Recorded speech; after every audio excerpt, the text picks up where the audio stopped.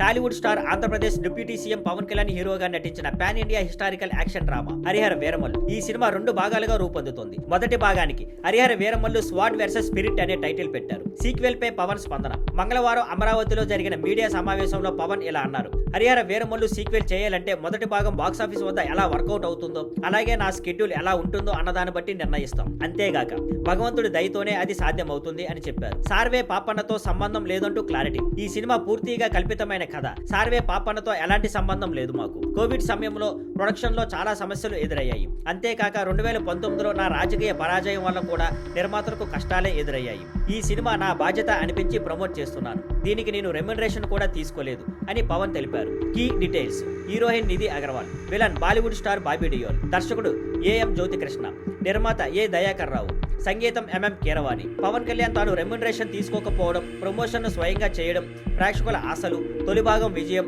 అన్నీ కలిస్తేనే సీక్వెల్ అనేది పక్కాగా జరుగుతుందనేది స్పష్టమైంది. Thank you for watching. Please like, share and subscribe.